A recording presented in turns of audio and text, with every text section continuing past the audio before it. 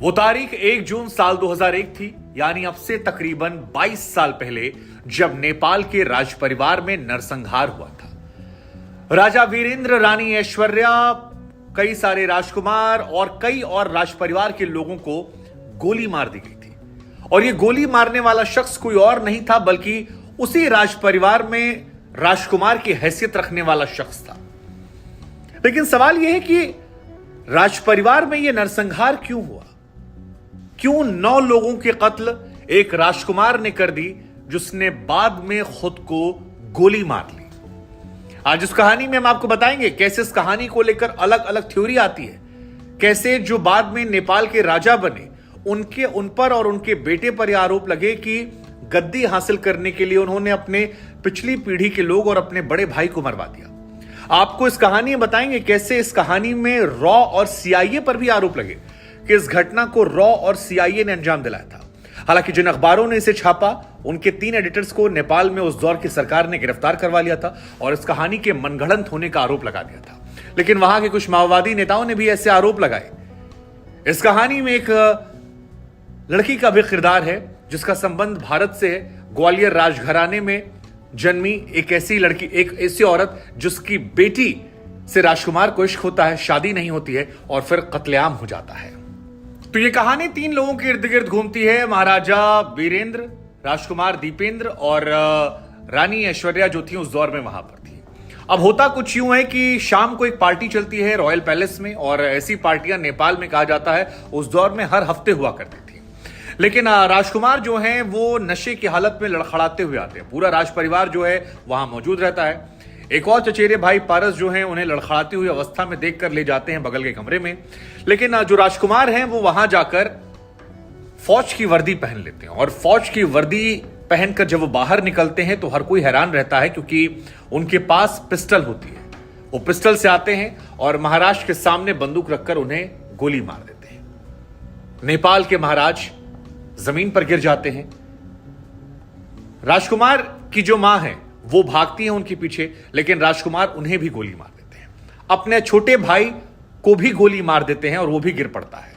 इसके बाद कई और लोग आते हैं, लेकिन देखते ही देखते राजकुमार ने 12 लोगों पर गोलियां चला दी थीं, जिसमें राज परिवार के 9 लोगों की मौत हो जाती है।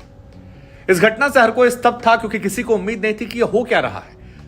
राजकुमार क्यों फौज की वर्दी में आते हैं और किस तरह से गोली चलाते हैं। हालांकि इसके बाद राजकुमार ने खुद को भी गोली मार दी। गोली लगने के बाद वो गिर गए। लोग अस्पताल ले जाने के लिए भागे। इत्तेफाक ये भी था कि जिस गाड़ी में ले जाया गया वहां पर पिता और पुत्र को। इस कहानी में एक किरदार देवयानी राणा का भी है। वो देवयानी राणा जो जिनसे राजकुमार प्यार करते थे, इश्क करते थे।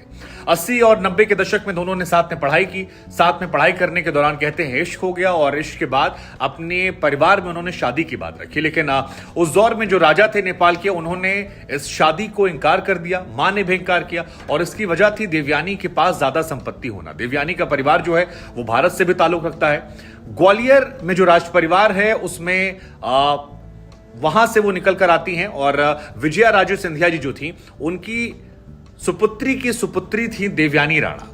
अब सिंधिया घराने से आने वाली महिला जो संपत्ति में काफी मजबूत थी, उनसे इश्क होना, और नेपाल के राजा को लगता था कि जिस जगह से आते हैं ये ज्यादा संपन्न लोग हैं, ऐसे में हमारे परिवार में इनके साथ उठना बैठना शायद सही से ना हो पाए। इस बात को जो राजकुमार थे वो समझाने लगे, लेकिन परिवारों में बात नहीं बनी। कहते हैं कि राजकुमार को राजा ने आदेश दे दिया था कि उन्हें वो राज परिवार से बेदखल कर देंगे, और इश्क का जुनून उन पर ऐसा सवार हुआ कि उन्होंने ना आओ देखा ना ताओ, और अपने पिता, अपनी माता, अपने भाई समेत परिवार के 9 लोगों का कत्लेआम कर दिया। हालांकि यह भी इत्तेफाक है कि गोली लगने के बाद दोनों एक साथ गाड़ी में गए, अस्पताल पहुंचे। डॉक्टर ने पहले राजा को मृत घोषित किया, और उसके कुछ दिनों के बाद जो राजकुमार थे उन्हें भी मृत घोषित कर दिया गया, और कई सारे सवाल जो थे वो बने रह गए। पृथ्वी नारायण शाह जो कि 1769 में नेपाल के तीनों रियासतों को जीतकर राजा बन गए थे, उनको लेकर एक लोक कथा प्रचलित है।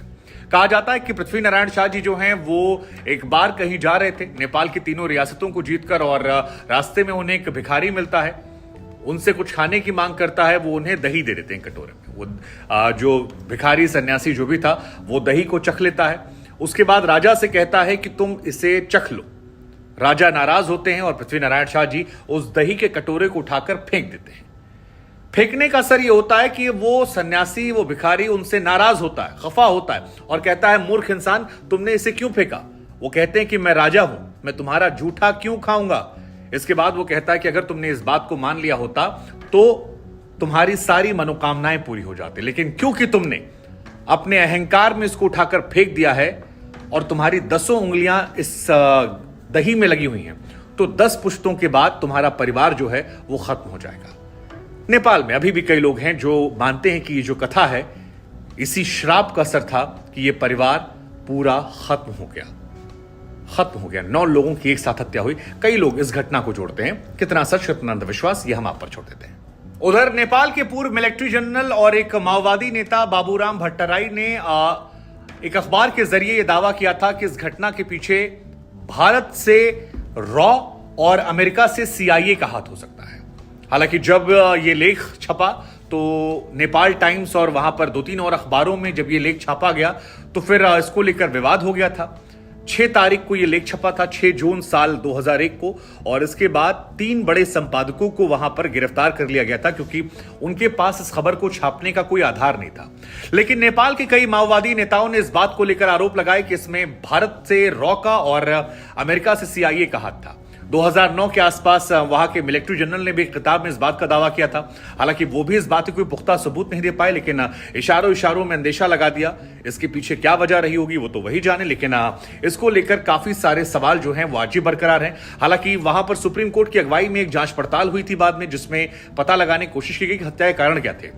तो उसमें सुप्रीम कोर्ट की निगरानी में जब ये जांच होती है तो ये निकल कर आता है कि इस हत्या के कारण के पीछे कोई और कारण नहीं बल्कि राजकुमार ही थे, और राजकुमार की अपने परिवार के साथ व्यक्तिगत जो लड़ाई थी वो परिवार के नरसंहार की वजह बनी।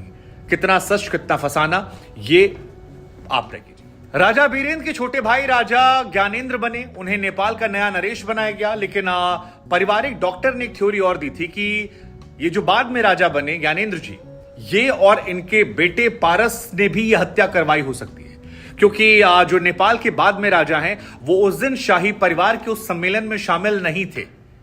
और यह हैरान करने वाली कहानी है कि वो वहां पर क्यों नहीं थे, किसी और वजह से क्यों गए थे। पारिवारिक डॉक्टर ने कहा कि जब राजकुमार आए नशे की हालत में थे तो वो नए राजा के छोटे भाई जो हैं उनकी शराब पीकर बहुत ज्यादा तारीफ कर रहे थे, जरूरत से ज्यादा उनके बारे में बातें कर रहे थे और ये समझाने की कोशिश कर रहे थे कि उनकी भावनाओं की अगर इस परिवार में कोई कद्र करता है तो वो सिर्फ और सिर्फ पारस है।